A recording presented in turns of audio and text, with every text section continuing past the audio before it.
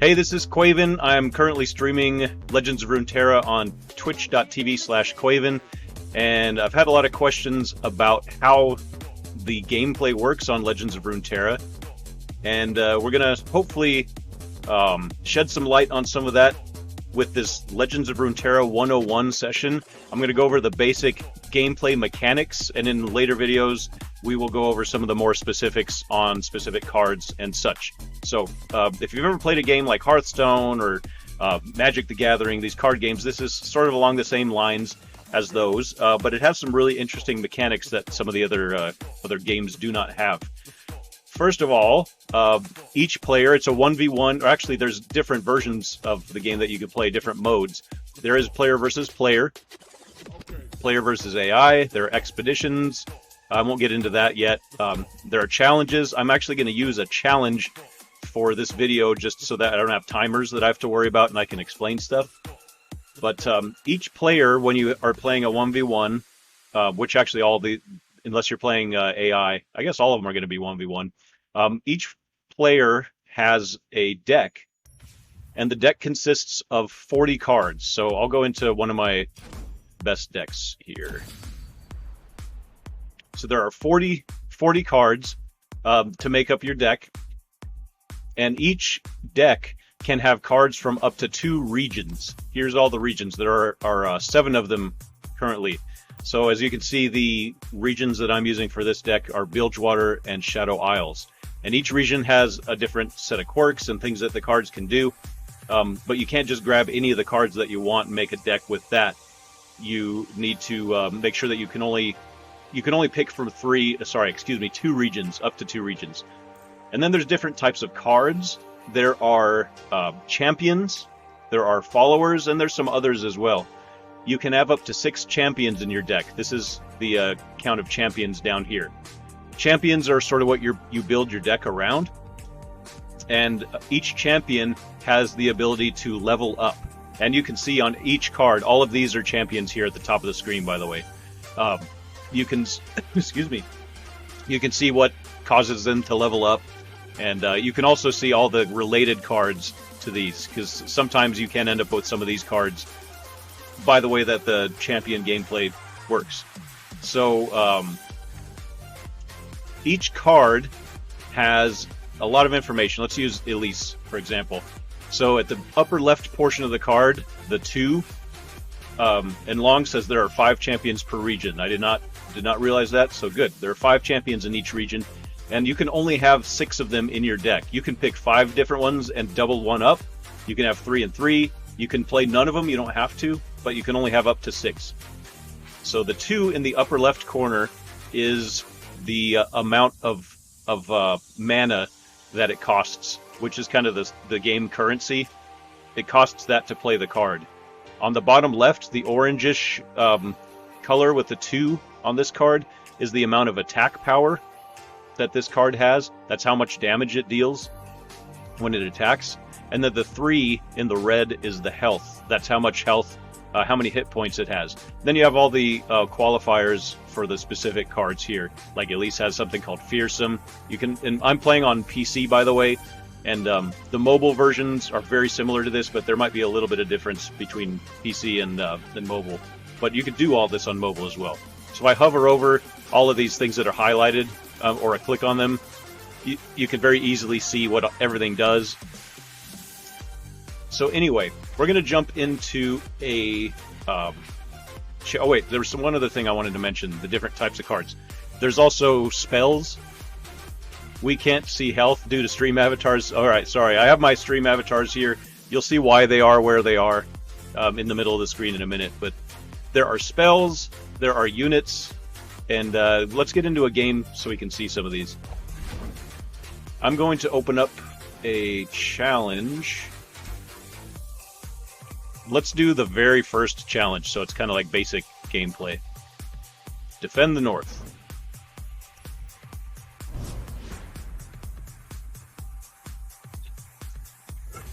So it's loading up.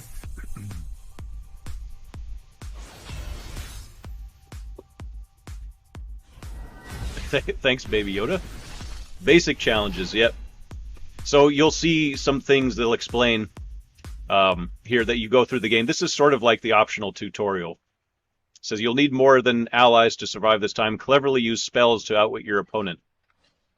So actually, you know what? There's something that didn't happen here that I totally forgot about in a challenge, and I'll show you after the challenge is done, because you actually pick some of the cards that you start with.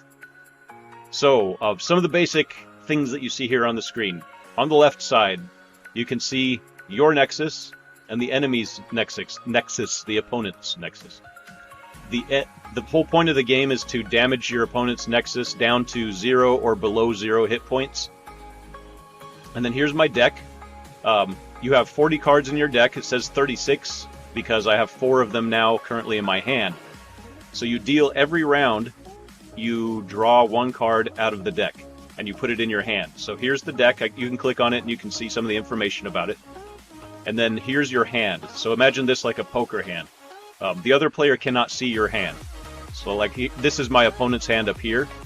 I can't see what they're playing. I just see the backs of their cards. And then on this, there's a lot of stuff going on over here. Where the 1 and the 1 are here, this is the amount of mana. And you can hover over almost anything in this game and it'll tell you what it does too. But so this is my mana. Each round, mana refills and max mana increases by +1. So we're in round 1, so I have 1 mana. Here is what's known as spell mana. Up to 3 unspent mana is banked at the end of the round for casting spells. So if I go through an entire round and I don't spend, for example, this 1 mana, it will be converted into spell mana, and you can only have up to 3 of them. You can only use spell mana to play spells. I don't have any spells in my hand right now. These are all different units. I have this card, the Lonely Poro, cute little guy, who is 1 mana, so I can play this card right now. And when I play this, as it says, when I'm summoned, and to summon them, I take them and I put them into my onto my bench. So this is my hand.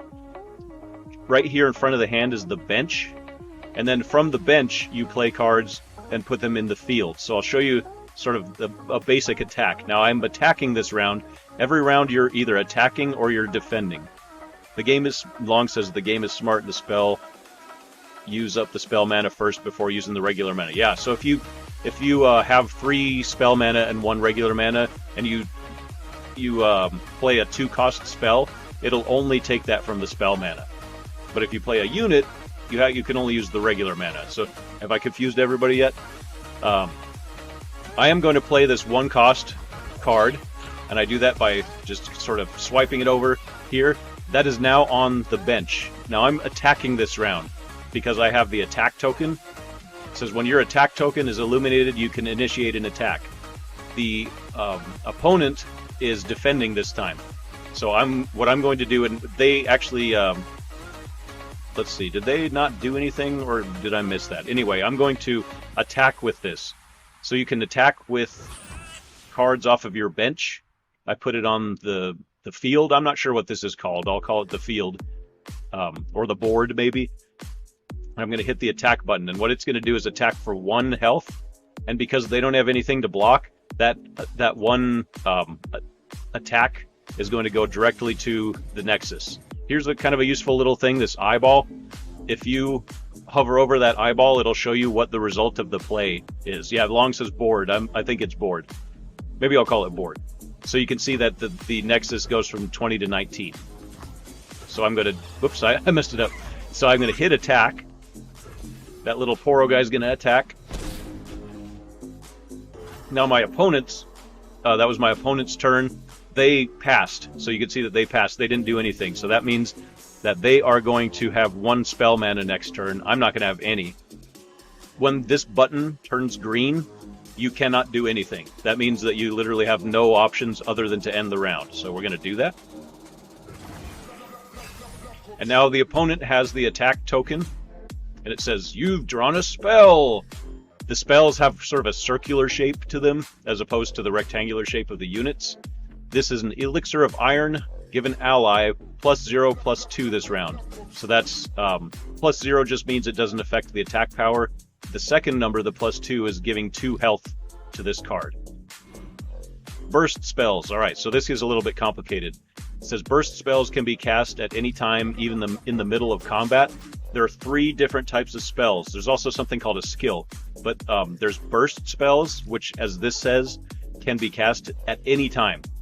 At any time. Fast spells can be cast after, let's say, like the opponent attacks. You can cast a fast spell, and they have the option to retaliate. Skills spells align similarly as fast spells, so you can play it, and then they can defend or they can react to it. Then there's also slow spells, which when you cast a slow spell, that's the only thing that happens at that moment. You can't cast a slow spell and do something else. So if I cast a slow spell, I have to wait for the opponent to react to that slow spell before I can do anything else. Hopefully we'll get some of each type here. So I have 2 mana, and I have noticed that these 2 things are glowing in blue. That means those are the only 2 things I can play right now. And I can play both of them. This little guy, the Daring Poro, which I'm going to put onto my bench, excuse me, has what's called Elusive. And if I hover over that, Elusive can only be blocked by an elusive unit. But I don't want to get too into the keywords in this video. I kind of just want to go about the gameplay. So notice that they have 2 attack and 1 health. Now this is a spell or a skill that they're using, because with this card, when they play it, when they attack, it deals 1 to the enemy nexus. That's what this is. That's the skill. It's called Sabotage. If I play one of these to defend, like this, somebody's calling me in the middle of this video, how dare you? That poor little guy's going to die because he's going to take the damage from here. I'll kill this one, but this guy's going to die. If I play this, which is adding +2, and note this was a burst spell, I can use this at any time. I'll probably put it on this guy. Now I can defend, and this Jubilant Poro will kill the Legion Saboteur and will not die to the attack unless they have something that they can play. So I'm going to block now, because remember, they're attacking. So I'm going to block with this. There's the 1 damage, and I ended up killing that, and I keep my 2 cards. This is green, so I can't play anything. We go on to round 3. My opponent has 3 regular mana, 2 spell mana. I have 3 regular mana, so they have a little bit of an advantage that way, but I have more stuff on my bench. I have this. This is to draw a champion, which isn't going to do much for me this round. So if I do this, it'll draw a champion, and I only have 1 champion in this deck, which is a champion named Tryndamere. So if I play this right now, which is a burst spell, so it doesn't really matter if I play it now or not, it'll take Tryndamere out of my deck and put him in my hand. But since it doesn't matter if I play that now or not, I'm going to do this. Here's kind of a cool little thing with this game. If I grab this card and swipe across, I'm now holding both cards. I put them on there, and I should easily get 2 damage done to the Nexus, unless they have a spell, of either a fast or a burst spell, that can stop that. They did not. So the opponent just played a House Spider, which when summoned a Spiderling, which is this card. That's why it played 2 cards. What champion is the AI running? Darius. So you can read about all these different champions and things. We'll do more specific stuff in later videos. We need to get going here. So if I'm not going to play this right now, because if I play that, that'll take me down to 1 mana, and I'll have just all this stuff that I can't play. So what I'm going to do is I'm going to hold off and be patient, because these 3 mana are going to be converted into spell mana, and I could still play this later without losing anything. So I'm going to pass. It's blue because I can play this, but I'm opting not to play it. We go on to round 4. Oops, I didn't read. Oh yeah, it's explaining about the mana. Okay, so now, because I waited, I can now play 2 things this round. Notice that everything in the hand is either glowing blue or gold. Blue means you can play it. Gold means that you can actually use the special ability on the card. So this Poro Herder, it says, when I'm summoned, draw 2 Poros if you have a Poro ally. Allies are the cards that are on the bench. So I have 2 Poro allies. This is gold because this will draw 2 Poros. What that means is it's going to draw 2 Poros, which is a type of card, from my hand when I play this. And I'm going to do that. There's 1, there's 2. And they just attacked with everything they have. This guy has something called Last Breath, which happens when it dies. These abilities take effect when the unit dies. So it's going to deal 2 to the enemy nexus when it dies. A lot of the time it's a good idea to not kill one of those, but the thing is here, I'm going to sacrifice my poor little Poro because it'll do 3 damage and stay alive if I don't block it. If I do block it, it's only going to do 2 damage and it dies. And then here, I'm going to allow this to attack because that's only 1 and that's not very much. And I can defend this and hopefully that survives. I still have the options, still have the options to do one of these 2 things. It doesn't make sense for me to draw a champion right now, but I could, if I wanted to, Frostbite an enemy, and I might actually choose to do this. What this means is that it sets a unit's power or attack power to 0 this round, and it can be changed after. So if I Frostbite this Legion Grenadier, it will have 0 attack power. The thing is that this is sort of a little bit of a more advanced thing. I'm not going to do that because I want to save this card for later in the game, because that could be more valuable later in the game. And it's not like I'm saving mana or anything by doing that. So I'm sorry, little Jubilant Poro. You've served well.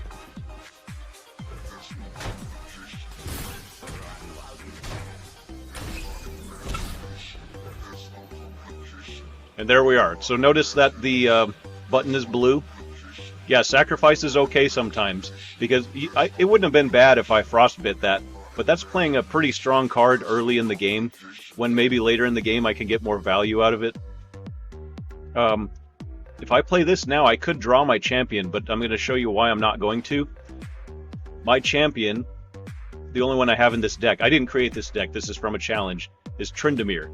Tryndamere costs 8. So if I draw Tryndamere right now, I'm still going to have a few rounds before I can play it. So I'm not going to do that. I'm going to choose to pass. We'll see if they have anything. They do not. So you can Frostbite at any level. So is power. Yes. So if they have 50 power, you Frostbite it, it has 0 power. After that, Frostbite is really strong. And if you're wondering, by the way, if you're watching this on YouTube, all these little guys here, these are my stream avatars. Those are all people that are in the Twitch stream right now. Yes, it is a very good card, which is why I wanted to hang on to it. Hey, Scribbler. Calling me big brain. So I have 5 regular mana, 3 spell mana. This guy is 3, and I want to do my math right here, because I could potentially play Mighty Poro, which is 3, which would take me down to 2. Remember, the units only use regular mana. I could play this, which takes me down to 1, and this one, when I'm summoned to create another random 1-cost Poro, I would still have 1 mana left, and I could play 3 cards and still have 3 spell mana left. That sounds pretty good to me.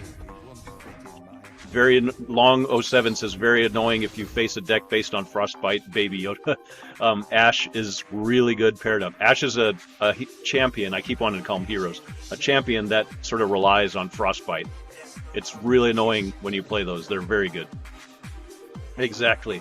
So now they played a Spiderling, which is a really weak card. It's just kind of used for certain synergies and for blocking, really. You only get 1 attack from it. But I'm now going to play this Lonely Poro, which will become a Jubilant Poro once I play this card. And I'm glad it drew this one, because I can explain this now. I have the attack token, by the way, this round, so it's up to me to attack. And I'll explain why this card looks different in a second, but let me play this. Now I've used all my mana pretty efficiently. This card has a little weird outline because it has Overwhelm, which causes it to deal excess damage that I deal to my enemy. Enemy blocker is dealt to the enemy nexus. So a Frostbite and Ashe, yes, absolutely. Ashe relies on Frostbite. So this is a 3/3. With that Overwhelm, none of these can kill it. If they blocked with the 2/2, I have 3 attack, they have 2 health, that extra attack would then go to the Nexus. So watch, if I put this here, well, actually they haven't blocked with it yet, so we'll see what they block with it. I'm actually going to play, I want to see what I have in my deck. Hold on, I'm going to use, there's a really useful deck tracker, because there's a card that I don't know if I have in this deck that's going to cause me to change the way I play this. Okay, I don't see the one that combines all the Poros in here, so I am going to sacrifice these little guys. It is very similar to Hearthstone and Magic the Gathering Scribbler, definitely. There's some really cool differences though. But what I'm going to do is I'm going to do the attack, and I'll explain why I'm doing the attack. I'm going to attack with this, so they can't block. This thing's all sort of hazy because it's yeah, I can't combine my Poros long. I know, so I'm actually gonna sacrifice them. This one has elusive, they can't block it because they have to have an elusive unit to block. I'm going to, you know what, I'm not going to sacrifice this little guy, but I'm going to play this, because this has quick attack. While attacking, it strikes before its blockers. Usually the two cards will attack each other at the same time. Quick attack causes one of them to attack before. So if they block this quick attack with either the 1/1 or the other 1/1, this will kill it before it can have the chance to attack. The only thing that could kill this card is the 2/2. So I'm going to definitely play this because they can't kill that with anything. I'm going to save this little guy to block with, because he can be useful to block with, because he doesn't have a lot of attack power. He's just going to die if I put him out there. And it's not going to do me any good. I'm hesitant to play this, but I think I will anyway, because they can, I don't know how the AI is going to work, but this can kill either this or this, but only one of them. So one of these is going to survive. And I got to keep in mind that I do still have 2 Frostbites in my hand. So I'm going to hit attack, and then I'm going to let them put their cards down, and I'll show you the result. So they chose to kill the quick attack, and they didn't block this at all. Here's the result of what's going to happen. So notice that this card gets X'd out because it's gonna die. This one's going to die. I could save this card, which might be useful right now, by using one of my Frostbites, and I think I'm going to do it.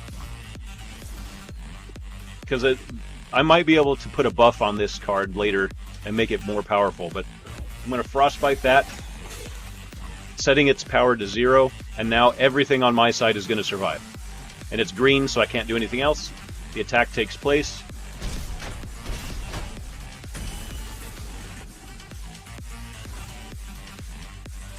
And we're looking pretty good, because we have 5 cards, they have 2. And we both have 4 cards in our hands, now 5. This is a good spell to draw right now. So they just played this is the first champion of the game. That's Darius. Darius has Overwhelm. Goes full pog. Overwhelm like I had on this guy. But to level up Darius, says, I see the enemy Nexus has 10 or less health. For him to see that, he has to be out on the bench, at least. Yeah, I'm going to play that one long. I still have 16, so we're good there. When Darius levels up, it will turn into this. The only difference between the two is that this one is a 6/5, this one is a 10/5. Darius is kind of simple when it comes to the champions. Now, I can play everything that I have here, but I'm going to show you why I'm not going to play a Bull Elnook. These are 4 costs, and you can see when I hover over it, you can see the impact on the mana. See how it highlights there? Right there. If I play that, that's the only thing I'll be able to play. With the exception of being able to draw my Tryndamere, who's still 2 rounds away from being able to be played. This is a pretty good little spell. Grant Poro allies everywhere 1 health and 1 attack. I have 1, 2, 3, 4 Poros out on my bench. I can play that, and I still can play one of these 2 spells if I wish. Now they have the attack token,